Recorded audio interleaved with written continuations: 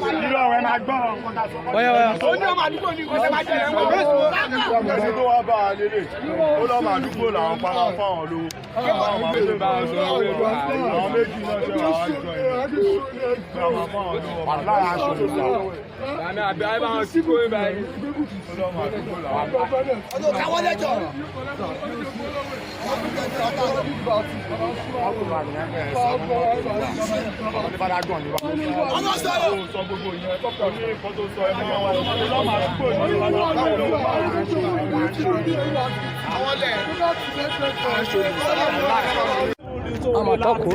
Awakọ̀. Bàbá awakọ̀ alábàárù mi wà. Mẹkáníìkì náà. Along. Mẹkáníìkì lè mí. Ẹ̀rọ ṣe báyìí. Mẹkáníìkì lè mí. Èmi ò ṣe mẹkáníìkì. Mẹkáníìkì lè mú mi rà náà. Àlàyé. Mi láti ọ̀wọ́ mi ìfẹ́ mi kù.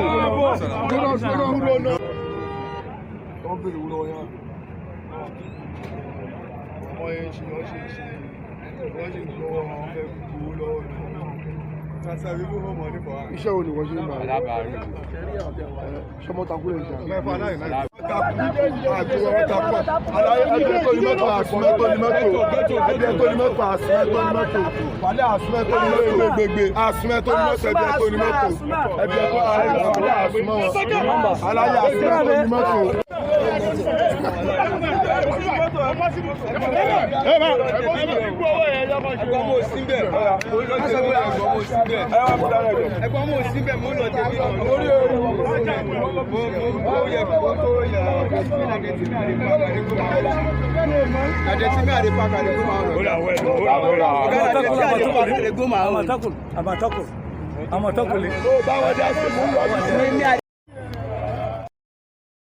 You will think he's saying Amotakun. No, Omotaku. You know the Omotaku are the area boys in Lagos, right? If you have a breakdown, if your vehicle breaks down anywhere, these thugs, they will surface from nowhere, and you have to pay them before they can allow a mechanic to look at your car. You have to pay them, or they will rob you or harm you. Yep.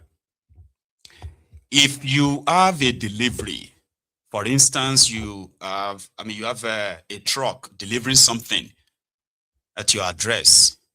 The moment the truck enters the street where these thugs operate, they will tax the driver, or else you won't receive your delivery, not that day. So these are the societal menace that APC, Egbekegbe, continue to empower. Right now, they are making it look like they are going after them, which they are. But eventually, they're going to release all of them for the elections, because that is why they are easily kind of like operative in that Lagos. There's a sanctuary for them there, except for the camera, that you see them, arrest them, show them to us and all that. That's just for the cameras, okay? As we get closer to your 2027 charade, these are going to be the government pickings, the government kids that can do and get away with a lot of crimes, horrible of it, including killing people. So when after the elections, then they have to go out there and also, you know what I mean? Now they have to go out there, obtain people, harass people, extort people, and rob people all year round. They say it is a Tifnobus legacy. You won't be totally wrong. So yeah, now they are doing something about it. And hopefully they will do something about this next story I'm about to share with you. It is the story of a lady who has been using the social media to call the attention of those who matters or those who cares to do something. A farmer. No, let's first call her a Nigerian. She is Igbo, who is living in Osun State, doing a business there, bought lands, and she's farming. Not only that she's farming, she's into full-time agricultural view, where she takes her farm produce to the market. But she said she's been facing the hell, something she believes is just pure tribal bullying because she is Igbo. I want you to hear her story. It's heartbreaking in a way, but I bet the only way she could possibly make all of us listen is to tell us that the systemic bullying, the tribal systemic bullying that exists in that contraption, right? And many people who suffer from it are always like, just keep your mouth shut. There are others who are not keeping their mouth shut. So that is why we are going to listen. This was from Osun. See, for here, this is my sieving machine. Where they use sieve garri. They pull out the motor. They pull out the motor. Pull out the motor. Then let me see show.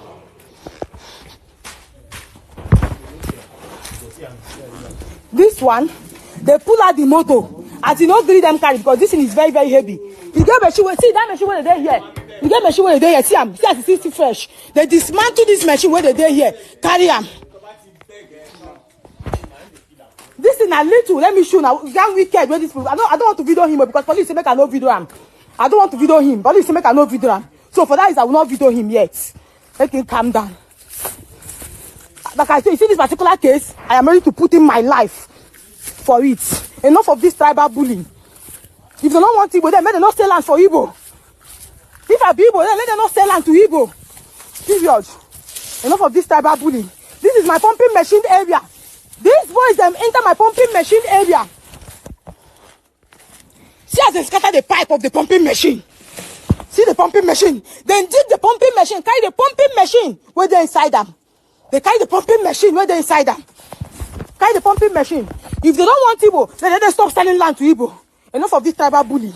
See as they scatter all the pipes where they under them. Then my big gen where they use run my farm. My big gen where they use run my farm where they here. These boys then carry big gen where they use run my farm. Where they use run my farm. This is 6 times they are coming to steal from me. 6 times. Not be 1, not be 2. This thing is 6. I'm ready to put in my life for this particular case. See as they scatter the pipe, as they find the pumping machine. Land will not be buy for me. I'm not owing to the dime. Enter my poultry house. Enter inside poultry. Guys, I'm making this video to create awareness. I'm no longer keeping quiet. I'm going to talk from now. I'm not going to keep quiet again. They robbed me yesterday. A day that break yesterday, they robbed me. They pack a lot of machines from my farm. Yesterday, no be the first time, no be the second time. And each time they do me this thing, the case, they go rubbish the case because I be Omoibo. They will say Omoibo lele. People that are supposed to talk will not talk. They will keep quiet because I be Omoibo. I'm always bullied because I be Omoibo. 70% of my workers are from this place. I'm not trying to say any tribe is bad, but I'm trying to condemn what they are doing to me, and I'm not going to keep quiet. I'm going to publicize this particular one. Today we are going for arrest because they catch one of them. Other one wrong, so they catch one. So that one is still in police custody. You see this one? Any of them where I'm ready to put in my life, I will put in my life for this particular one. This will put me debt. So this will put me last year. I never even paid the debt finish. A lot of machines where these people carry from my farm, I never even get money to replace them. Is it my palm oil processing machine? So we are going for every single thing. I'll go post everything. I'll bring it to the social media. I am tired of being bullied. I'm just a young girl struggling to make money for myself. I'm just a young girl working hard to make life for myself.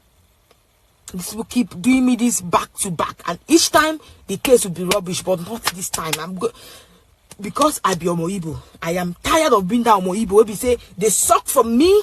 A lot of them are working for me. I know how many of them I'm paying at my age. At my age, I know how many workers that under me that I'm paying. I know they owe anybody. Many workers I am paying. Even sometimes, waiting they work no go reach. If you know me very well, those are the person will be say, they just like to put smile on people's face. They just like to help, no matter how small. I want to help. That's the kind of person I am. I'm one person that I love to work hard. Anybody that knows me one-on-one will tell you this firsthand, that this girl is a hard-working person. But these people keep coming to my farm back to back. And each time I bring up the case, they will rubbish the case because I'm Omo Igbo. So that means they are doing me this thing because I be Omo Igbo. I refuse to be bullied. Because I am not owing anything. The land belongs to me. Every single thing belongs to me. It's not on rent. I paid in full. Even when they buy the land, then they charge me reach three where they on top land.